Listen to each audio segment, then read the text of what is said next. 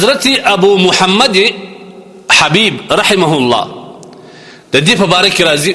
وایي دا سړی به همیشه ژړل چې یوازې به کښېنسي بیا به د سترګو اوښکې را روانې وي. یو وخت د خپله بیبي ورته وایي چې ته ولې دومره ډېر ژاړې څه مشکل لرې په څه شي دومره ژاړې په څه شي خفه یې ده ډېر په تعجب ورته وویل چې خفه نه یم مشکل نه لرم یو شی دغه شی ما ژړوي چې کله سهار سي زما بیا دا یقین وي چې پر ما باندې به ماښام راسي خو زه به مړ یم کیدای شي دا زما د ژوند اخري سهار وي ژاړم په دې چې ما دا دونې وخت زما څنګه تیر سو نو ځکه بیا زه ژاړم او په دې ژړا کې بیا د الله تبارک وتعالی څخه مغفرت هم غواړم پر تیسیر اعمال باندې او کله چې ماښام سي بیا په ژړا سم بیا مې دا یقین وي چې دا آخري ماښام زما دی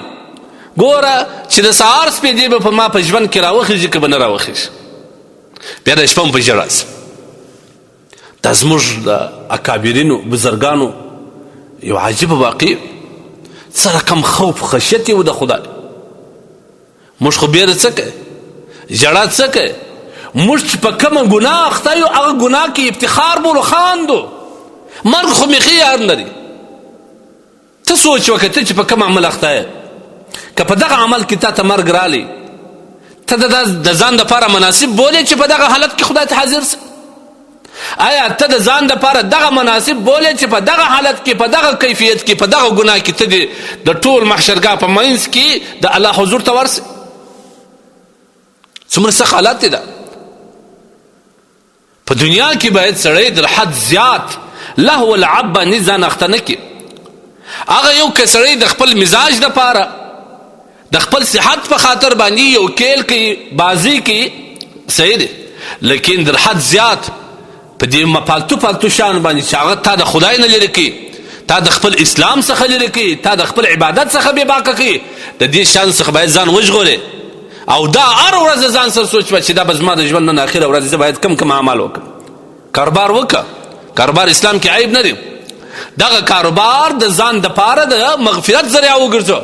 چې د کوره راوځې جنت وکړه چې الله زما په غاړه کې تا زما بچان اچولي دي بیبي مې ده مور و پلار مې دي کشران ورونه مې دي خدایه زه ځم د دې دپاره کوشش و هلې ځلې کوم ته زما دپاره الله اسانه کې او د دې رزق ما لاس په اساني باندې راوړې او دا زما دپاره یو د ثواب ذریعه وګرځې بیا به کوم کاروبار ته کوې دا ګډه ورځ بیا په تا باندې په عبادت تېرېږي لیکن که موږ راوځو مخ پرېولې یا نه پرېولې د خولې بوی ځي پر 10 بجې باندې د خوبه راکښېني د هغه رقم را روان سي سترګې پړسېدلې د خوبه نه کلمه سته نه د کور د راوتلو د چې کوم سنت طریقه د هغه په یاده نه د ورځې دعا چې لمر راوخېږي کومه دعا مسنون د هغه هېڅ شی هم نه دي پات په یو مرداره خوله باندې دوم کس نږدې نسي ورته کښېنستلی په داسې حال کې موږ راووځو نو بیا به موږ څنګه کن فی الدنیا کأنک غریب او عابر السبیل په دنیا کې داسې اوسه لکه ته چې یو ناوله ده اجنبي یې اجنبي سړی څنګه په احتیاط کې ګزاره کوي دا رقم په دنیا کې اوس څوک درته زهیر نه سي چاته مشکل ونه رسې د خلکو د مزاج خیال ساته د خلکو د حق خیال ساته د خلکو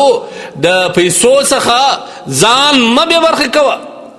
بلکې دا مطلب درته وایم چې د خلکو د پیسو دپاره خپل هڅه کوشش دا مه کوه چې زه څنګه د داسې پیسې را جلا کړم څنګه ډېرې کړم دا پیسې بلکې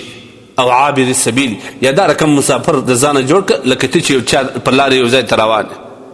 ستا لار هغه ستا هدف هغه ځای ته ځان رسول مقصد دی دا دې مقصد نه دی چې زه په حالت سفر کې ګپې وکړم د دې شپې تېرې کړم په ورځو ناست یم نه د آخرت دپاره باید موږ داسې متوجه سو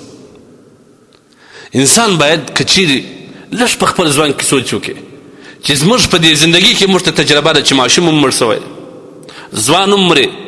پوخ سړی هم مرې نارینه او ښځې دواړه مرې مرګ دپاره متعین وخت متعین نیټه متعین حالت نشته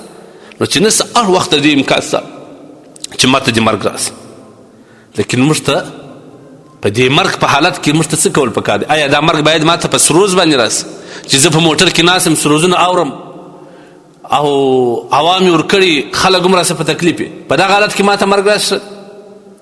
که ما ژبه د الله په ذکر باندې لنده یي په داسې حالت کې ما ته مرګ راسي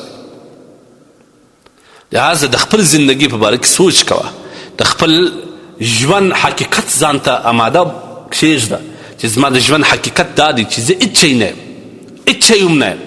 بس یو ګزاره به کوم د دې دا مطلب نه دی چې سړی باید مکمل دنیا ترک دنیا وګرځېږي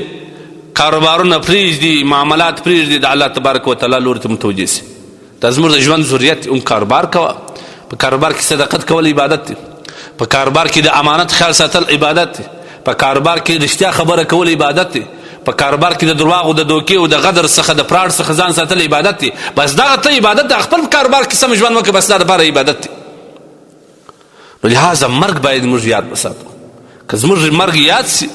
او د الله تبارک وتعالی حضور ته درېدل مو یاد سي بیا به انشاءالله دا ټول مشکلات حل کېږي